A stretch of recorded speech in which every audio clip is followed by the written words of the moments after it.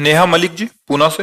राधे राधे महाराज जी। महाराज जी कृपया मेरा मार्गदर्शन करें। गुरु जी, अगर अज्ञान या ज्ञान से कोई भूल या पाप हो गया हो तो अगर अपनी उन्हीं गलतियों को न दोहरा के धर्म पूर्वक चल के और श्रद्धा भावना से नाम जप करके हमारी भूल को प्रभु माफ कर देते हैं क्या? हाँ, मिटा देंगे। ये बस मेन मेन जो आपका शब्द है उस पर पॉइंट बनता है कि पुनरावृत्ति ना होने पाए। जो आपका शब्द, ये बहुत खास बात है कि हमसे गलती हो गई जाने अनजाने में। जाने में होती है, उसमें हम जान रहे हैं कि पाप है, लेकिन या सुख बुद्धि हो गई है या दुख निवृत्ति हो की भावना है। दोनों बातें समझना।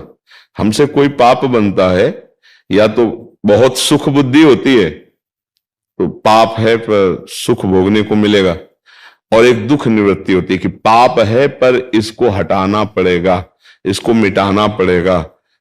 ऐसा करना पाप है, लेकिन दुख निवृत्ति के लिए या सुख पूर्ति के लिए दो भावों से पाप होते हैं।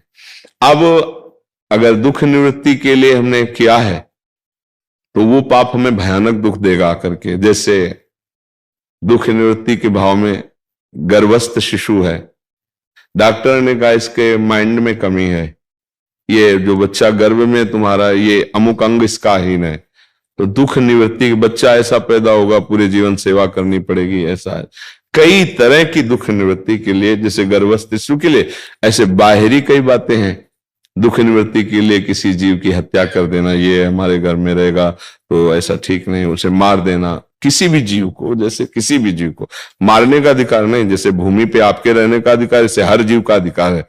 कई तरह की ऐसी दुख निवृत्ति के लिए कुछ पाप होते हैं और कुछ सुख प्रवृत्ति के लिए, कि जिससे ये काम नहीं करना चाहिए पर सुख की भावना इतनी प्रबल हो गई कि वो पाप बन गए। तो पाप दो प्रकार से होते हैं, एक दुख की निवृत्ति की भावना से, एक सुख प्राप्ति की। बहुत बड़े बड़े पाप हो जाते हैं।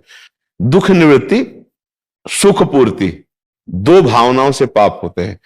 अब पाप हमसे हो गए हैं और अब हमें सत्संग के द्वारा पता चला कि यार बहुत ही इनका दंड मिलेगा, तो हम भयभीत हो जाएं पहला, और आर्त भाव से भगवान की शरण में हो। जो सभीत आवा शरणाई तो रखियो ताई प्राण की नहीं। भगवान ने कहा ना कि अब भगवान के सिवा मेरा कोई भी पाप नष्ट नहीं कर सकता, मुझे नहीं बचा सकता। तो अपिचेत्सु दुराचारो भजते माम अनन्य भाग साधुरेव समंतव्या सम्यक व्यवसिता। ऐसा भगवान कहते पहले बहुत दुराचारी सांगोपांग पाप करने वाला रहा है, लेकिन अब उसको पता चल गया कि एक भगवान के सिवा मुझे कोई क्षमा नहीं कर सकता, और मेरी शरण में आ गया तो फिर मैं उसे साधु बना देता हूं। अहम तो हम सर्व पापेभ्यो मोक्षयिष्यामि मा शुचा। आप चिंता की बात फिर नहीं रहेगी। एक शब्द जो हमने कहा, मेन पॉइंट बहुत महत्वपूर्ण आपके मुख से निकला कि पुनरावृत्ति उसकी नहीं होनी चाहिए। तो सब पापों का प्रायश्चित भगवान नाम के द्वारा हो जाता है। इसी को खूब श्रद्धा पूर्वक जपिए। जैसे कभी किसी ने कहा हमसे कि हमसे ये चूक हो गई कि हमें नहीं करना चाहिए था, गर्भ हत्या हो गई, अब क्या करें? मेरा मन जलता है, आप सब ये कहे, पर हमें लगता है हमें प्रायश्चित करना चाहिए। तो जरूरी है अब, क्योंकि तुम्हारा मन प्रायश्चित से ही शांत होगा। तो चलो 7 दिन नियम से रहकर उचित फलादि का आहार करके संस्कृत से मूल पाठ भागवत का करवा लो।